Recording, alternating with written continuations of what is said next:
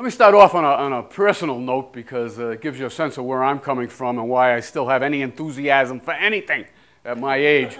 But in 1972, I graduated from the University of New Hampshire with a master's degree in American history.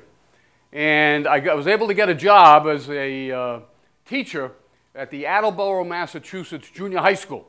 And you had to go through so much baloney to get a job. The superintendent would come in and say, "Are you going to cut your hair?" I said, "Absolutely not." And I think because I was so honest with him, he actually hired me. I stayed one stinking day. One day. Because at the end of the day, I had a sore throat. My eyes were watering. The kids started early in the morning throwing the books out the window. By the end of the day, they were dangling each other outside of the window. I said, "That's it. If I come back here, I'll be here the rest of my life." 1972, I'll never forget that. By the next year, I'd gone to the Rhode Island Public Transit Authority, where my grandfather had started off. He was an Irish immigrant in 1909 at the same car barn. We call it a barn in those days. Now it's a garage. 1909, two of his sons, they were my uncles, later worked there.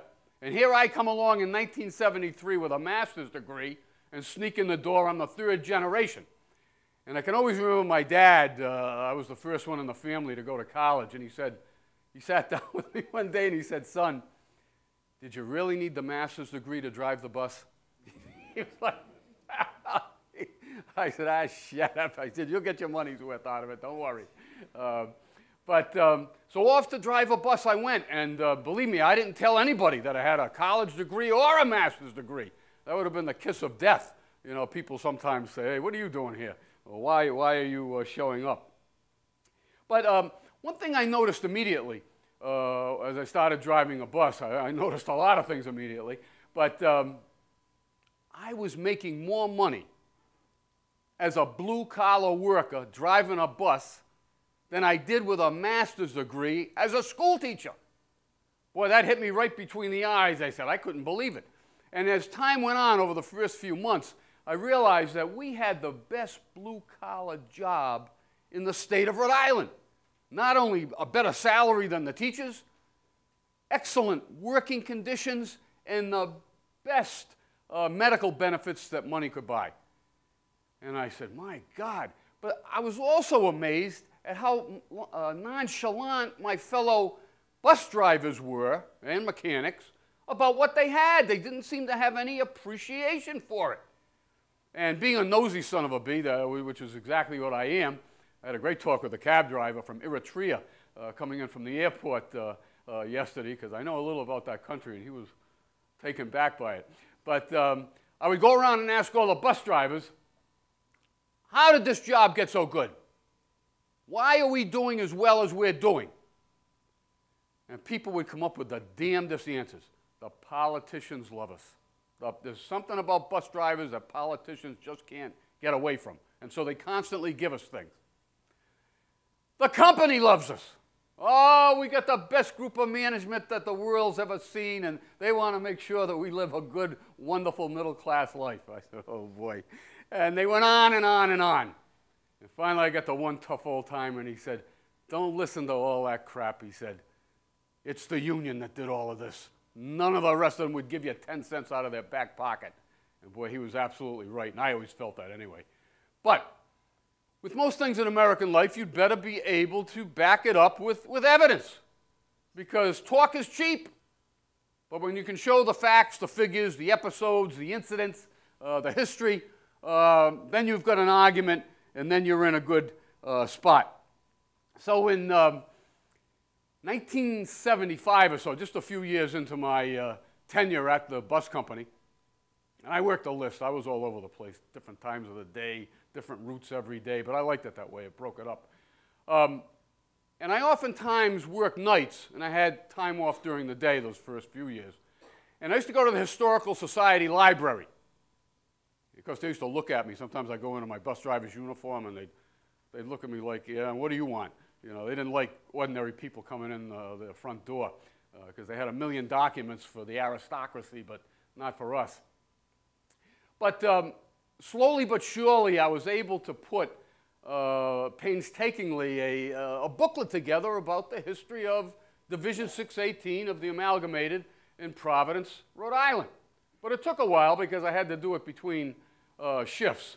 And I discovered an awful lot of wonderful things.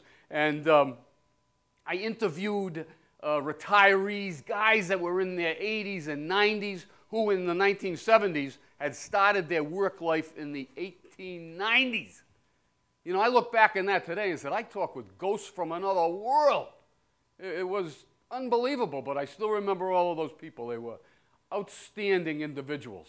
It was just a different world, a different place. And I went to the local union and went through all of their material. I went through the old newspapers. You'd find one strike. I figure this is going to take a couple of months. Strike in 1919. Not too bad. Nothing compared, however, to the strike in 1908. I said, oh, son of a gun, I'm back to 1908, going through the old newspapers. But you should have seen the one in 1902. I said, oh, my God, I'll be back at the American Revolution before I know it. So it took me much longer than I had anticipated. And I'm also a very meticulous person. I try to make sure I dot my I's and cross my T's. And of course, in my job today, I always have to do that. And then my last stop was in 1976, thereabouts. And I had a week's paid vacation. Well, actually, we had several of them, but I took one of them. And I had a lot of friends in Washington. And so I figured, hey, nighttime, I'm going to have a good time. I was still a young man at the time. But Monday through Friday of that week, I came over here. Dan Maroney was the president. And I came in. He knew I was coming. And I went through, I'm looking at all these books and proceedings and whatnot. And I went through so much of it looking for any information about Providence. And I found a lot of material. But I always remember Dan Maroney saying to me, Scott, I've heard of a busman's holiday, but this is the craziest one I ever heard of. Someone who comes in and spends a whole week here. He must have thought I was going to run against him, but I had no interest at all. And well, anyway, in 1977, I've been aiming for the bicentennial in 76, but I never made it. I put this little pamphlet out, which was a history of Division 618. Now, I know I'm not writing for scholars. I know I'm not writing for college graduates necessarily. So I tried to make it down to earth. And one thing when you go to graduate school, they try to force you to speak another language. It's academese. It's English, but it's like going to the pharmacist and try to understand what they're talking about, or your doctor. They never talk in English. So I made this really down to earth, and I put a lot of graphics and things in it. And where I've got the yellow paper in it, you might be interested. This is a streetcar around the turn of the century. No vestibule at the front. Snow 6, 8, 10 inches. The guys dressed in fur coats. I couldn't imagine having to work like that 10, 12 hours a day. But here's the funny thing about the pamphlet. I took it to a union shop, so it was union printed, union made, union written. They cost 97 cents each at the time. Because today you couldn't get a cup of coffee for that. And I sold them for $1 each. I said, I'm the hottest capitalist the world has ever seen. 97 cents, I made 3 cents a copy and sold 1,500 of them. And the local newspaper picked up on the fact that a bus driver could not only drive a bus, but could speak and write English. Oh, they were amazed, so they put my face on the front page of the newspaper and said, Malloy finds union roots. That was a big thing back in 1970. So here's a copy of that. I still have a few hanging around.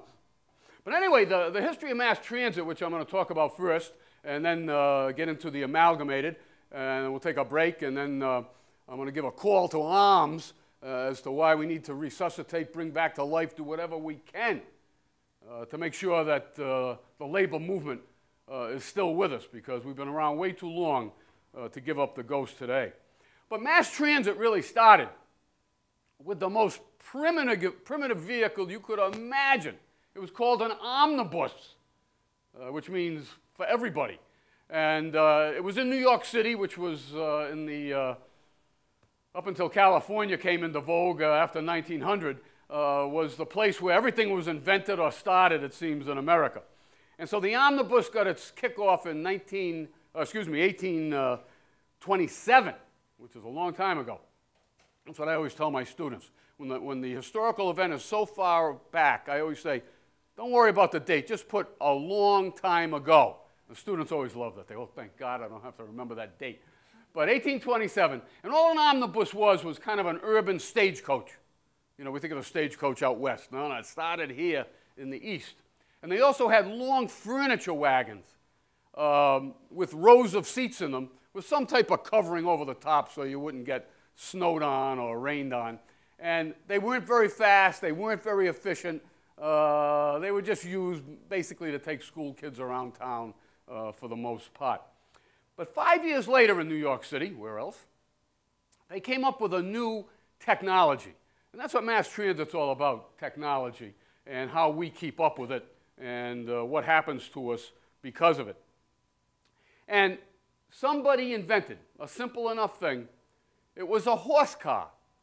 All it was a vehicle in which people sat, almost like the omnibus, only this time pulled by maybe a couple of horses, but on rails, almost like a train, except you're pulled not by an engine, but by a couple of horses. Now, you might not think that's very revolutionary, and in many ways it wasn't. The top speed of those horse cars, 5 to 6 miles per hour. Now, it doesn't sound like much, but I bet you most of us can't walk 5 to 6 miles in an hour. It's a good pace. So it was an improvement over what had come before, but not much of one. But it would set the stage for later in the century for a really revolutionary changeover to electricity, which I'll get to in a few minutes. Now, what's ironic about the horse car period is that the drivers had to work through all sorts of terrible conditions. And oftentimes, not by a clock or a watch or something else that told time, they looked up the sun and at the moon. They had no set schedules except they worked morning, noon, and night, sometimes with 2 or 3 splits during the day. An hour off here, 2 hours off here, but you were still on duty. And so you put in a long, brutal working day from early in the morning, sometimes till to midnight and past. It was, I don't know how people lived under those conditions. Well, the irony was this. Despite the fact that the drivers, the people who handled the horses, and the conductors, the other guy on the vehicle who would collect the fares, so it was a 2-man setup, they would suffer under those conditions. But the horse cost $200 a piece back then. That's a fortune. The company took so much better care of the horses than they did their employees because of the expense. If a horse dropped dead, you had to shell out the $200 in order to replace him. If the driver dropped dead, you just hired the next guy, you know, pushed him off to the side. We got very, very little and not much respect except for the people that we took from one place to another. And horses were fed a diet that only a dietitian could put together. So much oats, so much wheat, so much hay. It was like a gourmet meal. And you think the poor motormen or drivers and conductors weren't eating half as well. I found this article in the Providence Journal when I was doing my research on Division 618. This is back in 1877. And the newspaper said, on the books of the company, each horse is represented by a number, but the foreman of each barn is expected to know every horse in his care as a mother knows her child. He must know the taste, temperament, endurance, gait, and personal characteristics of each horse. He ought to be something of a doctor and nurse, too. The poor employees never saw a doctor. The vet was always there to help out the poor animals, who, as I said, had a better life. And the Rhode Island Knights of Labor, and I'll talk about them a little bit later, It was the first group to organize transit workers before the formation of the Amalgamated. The Rhode Island Knights of Labor said, "One is apt to think that the employees are not as valuable as the horses." And boy, how true that was, given that way back then. Now, there was very little change in technology between the beginning of the horse car in 1832 and that changeover to electricity in the 1880s, the late 1880s, and the early 1890s. The only thing that stayed the same was the clippity-clop of that horse going up and down those cobblestone streets, which I saw a little bit of. And if you ever want to see a horse car and know what it was like, because it's actually a very pleasant ride. Anybody know we have seen one? And a number of you have seen it and probably haven't realized exactly what it was, or there was something else there that was more important. See if you can think of what it is. Something you did with your kids. If you ever went to Disney World, they have a horse car that goes around the entire periphery of the park. And most people don't bother with it because it's not high tech. It's just a piece of history. And a lot of people overlook it. But boy, when I saw that the first time I went there, boy, I jumped up on the horse and pushed the guy off the car and took the reins, and I knew exactly what I was doing. So it's a lot of fun. Now, who was on the horse cars? You always think, who the heck were these passengers? There was an emerging middle class after the Civil War. Not very many people. There wouldn't be a real middle class until the labor movement really got entrenched. That was in the 20th century. But you had some middle class people, and they would take the horse car, particularly if they didn't live too far from work, maybe in some downtown area. You also had upper class people. Folks who were perhaps a little tight with their money and didn't want to shell out enough, despite the prestige, to hire their own driver, carriage, and to take care of the horse. And so for a stinking nickel, which even then was pretty cheap, they could take that horse car to wherever they wanted within reason. And another important segment of the riding public at that time were the wives and children of these more upper crust people. Because as downtown areas turned into emporiums of places where you could go and buy things, just like the malls are today, these women later in the day would go downtown, and because their husbands made good money, they had a little discretionary income to spend. And so they would often be on the cars as well. Most working people at that time walked to work rather than drove. They lived in the same neighborhood. On weekends, that was the time for working people, because they usually had Sunday off. They'd get the kids together, they'd get the family together, and for that nickel apiece, they'd go out to a park, an amusement center that the company might have built in order to take advantage of the horse car going out there, so they got double coverage in that particular instance. And so they did make money, and on Sundays you couldn't get on a horse car if your life depended on it. It was so jam-packed with people going to have the time of their life, even though today we might find it not so exciting with all the special effects we have today going for us. And so the horse car, even though it didn't seem like it had much going for it, but it was a very pleasant ride, as I've said, from being in Disney World. By 1886, this is after the American Civil War, there were 500 horse car lines in America in 300 different cities. So it had proliferated, and obviously they made money, whether they wanted to admit it or not. But nothing ever stands still, particularly a mass transportation vehicle. And there had been experiments going back to the 1870s, right through the electrification a generation later. They used something called naphtha, which was a primitive petroleum product. I don't think it was $4.79 a gallon, but they were trying to actually use that in the 1870s. And then they spent several years moving horse cars, without the horse obviously, with electric storage batteries. And they almost conquered the technological challenge. The problem they had in hilly cities like Providence, they couldn't get up those damn hills fast enough. It took them almost a day. Sometimes they'd have to put a horse on the side to get it up there. But imagine if that had happened. We'd have been driving battery cars for the last 50 or 100 years. but it didn't happen.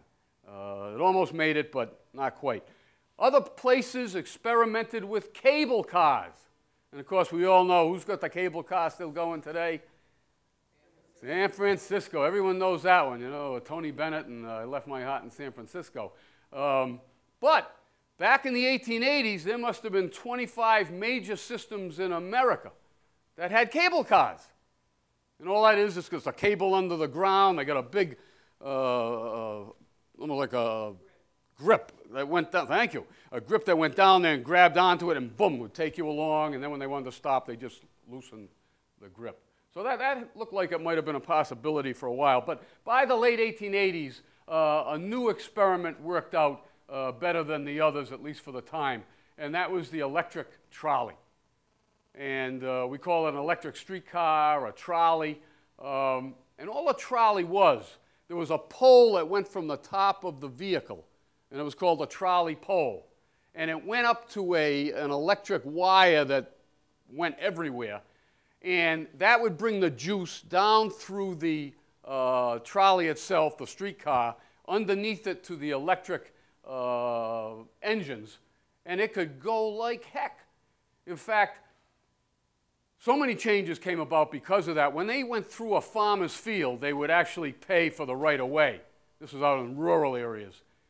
Those electric streetcars could hit 40 to 50 miles per hour in 1890. Imagine that. They could get to you to wherever you're going faster than you can go today on a freeway or a highway because there was no other congestion to fight with. To give you a sense of just what happened there, Rhode Island changed over from horse cars to electricity in 2 years. That's all. It took them 2 years. They went from, in 1892, 1,700 horses. 2 years later, none. They went from 302 horse cars in 1892. 2 years later, none. 27 trolley cars, because they'd already started experimenting with electricity in 1892. By 1894, 435 went from 82 miles to 120 miles of trackage, and from 24 million passengers in 2 years to 34 million. There's your money. They just, it was such a revolutionary changeover, and they were everywhere. Now,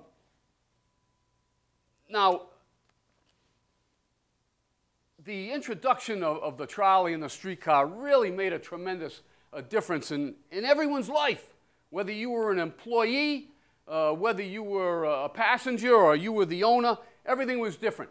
The landscape of our cities, it looked like the work of a mad giant spider, because suddenly you had poles with telephone cables, with electricity going everywhere and anywhere. I love people who get nervous about the new wind generation. Oh, that's unsightly. Compared to what? A telephone pole? Give me a break. But these things were everywhere, and it changed the nature in just a year or two of what America looked like. And so there were wires up there, there were gadgets, and the thing it took more than anything else, and this would change America too, was the amount of capital investment. Because to go from a horse car, the horse was expensive. The vehicle itself was pretty lightweight, nothing fancy there. The rails were iron, expensive, but not so as what would come. And also, because of the new possibilities to make even more money with the trolley system, the old family businesses gave way to being bought up and taken over by conglomerates and syndicates, usually on a regional basis, because they put everything together, and they're the ones who had the money to make that changeover. No one else had that kind of cash at all. And the reason they felt confident about it was that the trolley brought new mobility.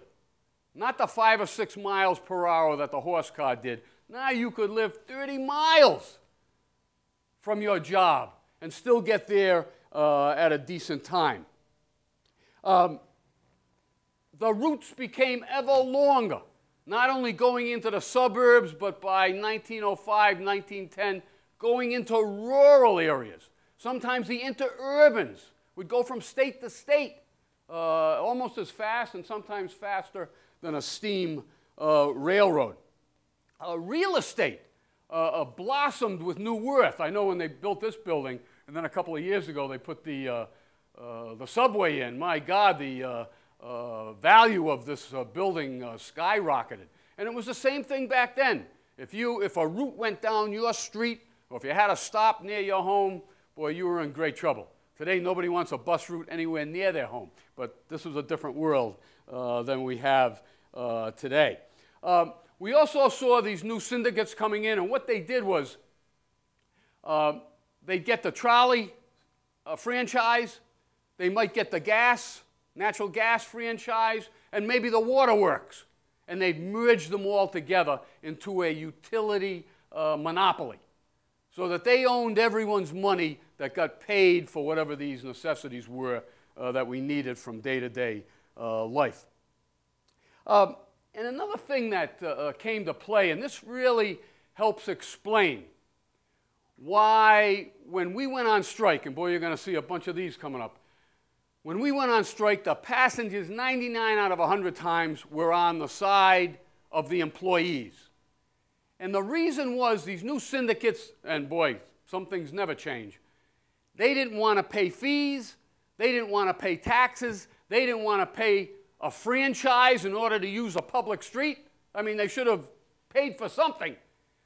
They tried to get out of everything they could, like General Electric last year in America. Everybody's after the firefighters, the bus drivers, the municipal workers. General Electric made $5 billion in the U.S. last year and didn't pay a penny in tax. All right? They paid less than all of us put together. I love it. But it was never any different. They've always been getting away with that stuff, and, you know, people get mad, but let's face it, it's a lot easier to get mad at the firefighter or bus driver across the street who seems to be doing better than the rest of us. So these companies got involved politically, because that's where the power is. They became very, very influential, whether it was at the city council, whether it was at the state general assembly, or whether it was in Congress right down the street from where we are. And that would be a very deteriorating type of situation, which we'll explore a little bit more. Now, for passengers, boy, it was a new way of life. The acceleration. A streetcar in a block could get up to 35, 40 miles per hour. A steam railroad would take about 5 or 6 miles to get going that fast. So people could go from one place to another in just a jiffy. The headways, the distance between the next car and the car after that, shrunk from a half an hour to 15 minutes to 5 minutes on the best routes. Because with the electricity, they now had enough passengers that they could run those routes almost incessantly. And we'll see later on, they go to a 24-hour service, particularly in the big cities. The things that the passengers didn't like was that when they switched from one route to another, where they intersected, the company would not give them a free transfer. They made them pay 2 cents for it. Oh, and that irritated the heck out of people. And, you know, transit riders and transit workers get freaked out real easy. Accidents. You know, when you got a horse car going 5 miles an hour downtown, chances of that thing hitting anything are rare. You now have an electric streetcar that's as big as a steam railroad car, going at an accelerated pace, being cut off by automobiles or horses or peddlers' wagons or pedestrians who aren't used to seeing anything in their streets go that fast. The number of accidents, deaths and injuries was astronomical right from the beginning. And I'll give you some figures on that in just a minute. Also, because the trolley became so popular and so many people turned to it, there was standing room only most of the time. And I can remember even when, in my career, the manager saying to me, hey, listen, the only time we make any money is when we pack them in. So if they got people standing, they're making money today. If not, they're probably not doing too well. Now for the employees, what goes on with electricity there? The motorman and the conductors, because it's no longer the driver, and I'm going to get to that question in just a second. They're now going at a frenzied pace. They're moving at speeds they were never used to. And because everything is speeded up, it seems like everything is in our world today, never mind back then, there's a loss of civility, of kindnesses between the motorman and the conductor. They used to call them the blue uniform men because they look so natty, you know, with their little uniforms on. But they always took good care of their customers. But now with the gun to their head, they've got to make these checkpoints. They don't have time to be super nice any longer like it was with the horse car because no one was in a rush. So when the car went down the main boulevard, the motorman didn't want to look left or right down the street to see if the usual straggler was coming because they were told don't stop for anybody unless they're at a designated stop. So everything became very scientific. It was all about efficiency. And so a lot of the courtesies that have been there earlier with the horse car went out the door. Now the company also, in order to recoup some of its investments and what the investments were, they had to buy new cars, which were much more expensive than the horse cars because now you had electric motors on them. You took the horses off. Now, they were expensive, but not as expensive as a new car. They had to pull up the old tracks, which were iron, and put down steel ones. They had to string the entire route with electric wires overhead.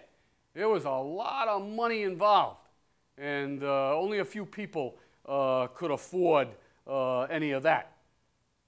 And for the employee, a new problem arose. In a horse car, if you were in an open car, which they had in the summer, didn't have any sides on it, it was a beautiful ride. That's what they have at Disneyland. So the air comes in, and you go down to the amusement park, and the horse car ride was part of the day off. It was wonderful. But now when you're going 25 or 30 miles, and that conductor's swinging around the outside of the car, if he's not careful, if there's a tree there he forgot about, if there's a board or something, he gets whacked going 25 or 30 miles. He may not get back up.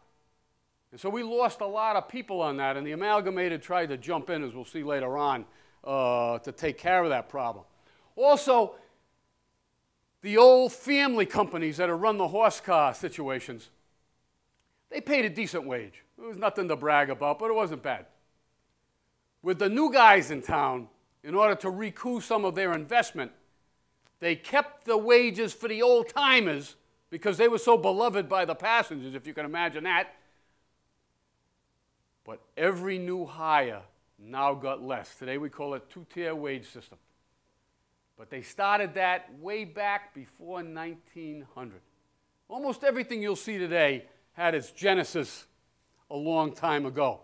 And so they cut the wages. They tried to increase hours. I mean, I don't know how they did that. People didn't have any time to sleep as it was. I interviewed a guy named Chris Daniels in the early 70s. He had come to work for the Rhode Island Company in 1903. His first day in the job was a holiday, and boy, you could tell talking to this guy, he was shocked. He said, I did not stop. I didn't have a break for 17 straight hours. Can you imagine? Because my first thing is, how'd you go to the bathroom?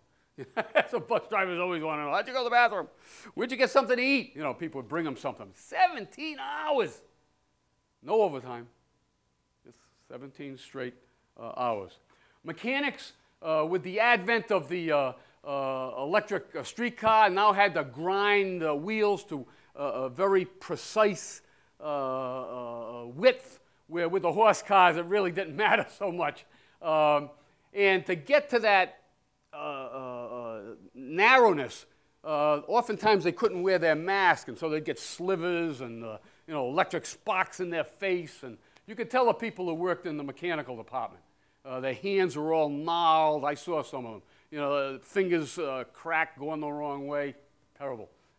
They also began putting spotters out there, superintendents, people who would hide in the bushes, who would hide behind a building.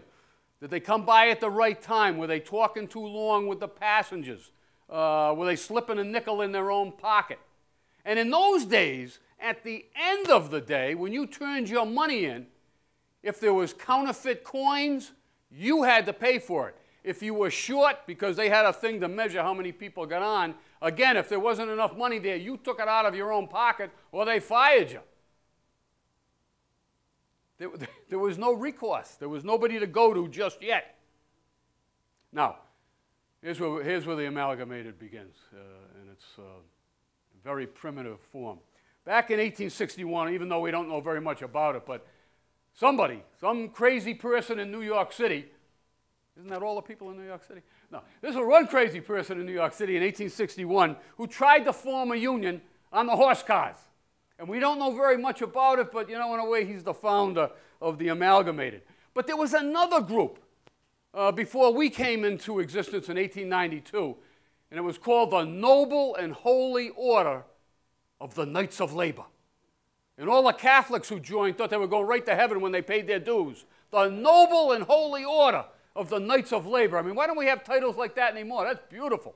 Well, I love that one. And they did a good job, particularly in big cities, where the conditions on the horse cars was particularly brutal.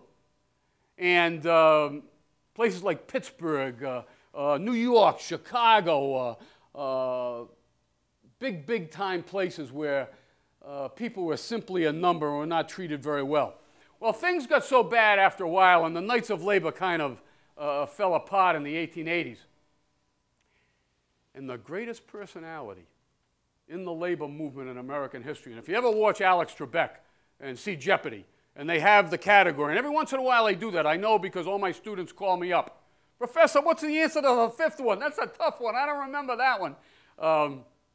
The greatest personality, and you can always guess this guy if you're ever on Jeopardy and it's labor, Sam Gompers. He was the founder of the American Federation of Labor, the most seminal figure in the union movement, and a really unusual personality. He saw the revolutionary implications of mass transit, rapid mass transit.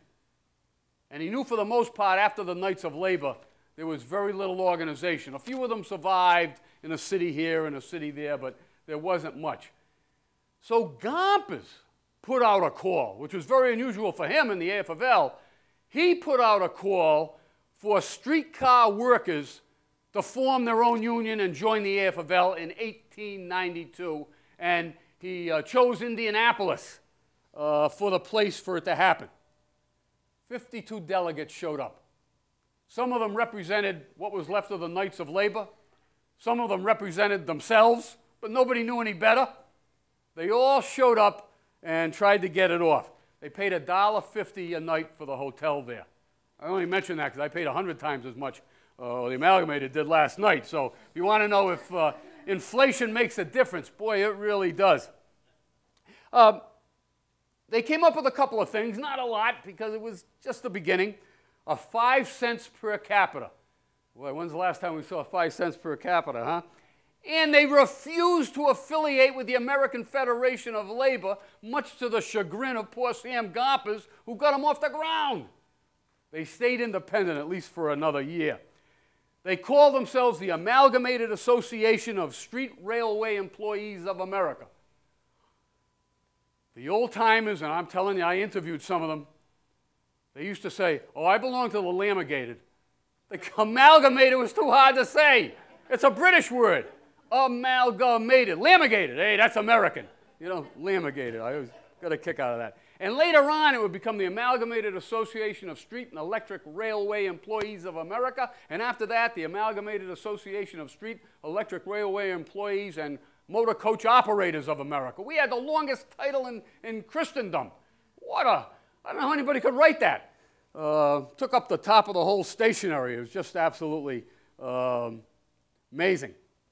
They had a very small executive board. They elected William Law for his only term. He was from Detroit, had a very good operation in that city, had their own newspaper, and he was dedicated to arbitrations rather than strikes. And we're going to see his successor is, but there's a little difference there. Now, conditions, particularly under the trolleys, was terrible. A lot of it had to do with the speed. And the first vice president of the Amalgamated, in that second year before they had their next convention, he was out in Milwaukee. He gets out to the end of the rural line. All the passengers are off by that time. It's a freezing day. It's 10 degrees below zero. The wind chill factor was so bad because there was no vestibule, no windshield there to cover them. And he's going at a pretty good rate. The streetcar crashed right through the barrier at the end, and they found him frozen to death. Imagine that, frozen to death. That's how bad conditions were, and we're going to see they get worse as time goes on. In Ohio, we've got the first vestibule law. That's where they had a windshield that would protect the motorman. We also got seats, so the person could sit down a little bit and take a little of the pressure off his legs. They finally got some of the companies to put heat in the trolley itself because the passengers were freezing for that nickel. The reasoning behind not giving some kind of protection for the motorman, would it be a cost thing, or?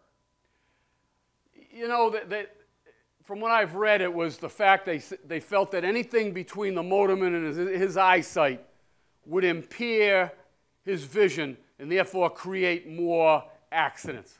You know, whether or not he froze to death was irrelevant to them. Yeah, it was the money, and we have to remember that this was a different time in the world. I'm going to say this later again. It was almost impossible to find any management that would sit down at a bargaining table with a labor union and treat them as equals and arbitrate your differences. They would say, "Are you crazy? That's like giving over the board of directors to the union. We're not going to arbitrate anything. We'll call out the police, the National Guard, whomever." So today when we say, oh, everybody's more civilized, well, we used to be able to say that till a few years ago. But they wouldn't sit down with them. Yes. Companies were always paying out for the passengers, and the passengers learned very early on, as we know today on the buses. My God, people coming up with, I broke my arm when I fell in the back, and I didn't hear anything. Well, you heard it now. The passengers could sue. But under workers' compensation laws at that time, which really didn't exist, all the company had to show was 0.1% that you were negligent. Well, you shouldn't have been driving that fast if you knew it was that cold that day. Yeah, but I'd lose my job if I didn't. Too bad. So they would never, it would take until about 1910, during the Progressive Era, when workers' compensation laws came on, and we were able to make some headway there. Good point. You know, other than freezing to death, how about frostbite, went up, which I'm sure occurred quite a bit. Yeah, well, if you looked in that pamphlet that came around, I'll tell you, those horse car guys out in the snow, I mean, my God, they look like bears. You know, they had these headdresses on that came over their ears, 2 or 3 pairs of mittens, goulashes, wool coats, and sweaters underneath that, and oh my goodness, they didn't look like people. You know, you thought you were dealing with some wild animal. And that's the only way they stayed warm. But I mean, they had ways, I guess, like everyone does under terrible conditions, of trying to keep things in good shape. One of the other things that the Amalgamated was always fighting for, and I bring this up a little bit earlier than I should, and that was a paid vacation, which was almost unheard of in America at that time in any industry. A paid vacation. Pay those bums not to come to work. I don't want to pay them when they come to work. Why give them money to stay home for a week? That was their attitude. And it wasn't until 1917 in Boston when they finally got the first week's paid vacation. Can you imagine that? 1917. It's a long time. And I can remember interviewing one guy. This was 24/7. This gives whole new meaning to the word 24/7. I interviewed a guy, and he said, "Scott, we didn't have days off. We didn't have vacations." He said, "I worked," and again, these guys were sharp because they dealt with figures all day long. They were like mathematicians. He said, "I worked for 5 years, 7 months, 2 weeks, and 3 days without a break." I looked at him like, "What? You didn't go to the beach?" You didn't go to Disneyland? What's wrong with you? 5 years plus. What they did was find hangers-on around the garage who had been trained, and you would pay them a little extra to maybe take your car for a couple of hours if you had some business to do. Or if you wanted a couple of days off, you could pay somebody out of your own pocket to take your place as long as they've been trained by the company. But as far as the company paying for it, forget it. That won't come in until, as I said, 1917. Let me end this part of the session with a quote that I found in actually the history of the Amalgamated, and it didn't cite who said it. It just said one of the members, but boy, this guy should have been a professor. Listen to what he had to say. The flag of the Amalgamated was a banner of liberty to the common. They flocked to its protecting folds. It had been a punishable offense to talk unionism. Freedom of expression had been a thing long forgotten in traction circles. But the Amalgamated, open mouths long sealed, brightened eyes long dulled, and put the fire, flame, and passion of zealots to men who had been only wage slaves.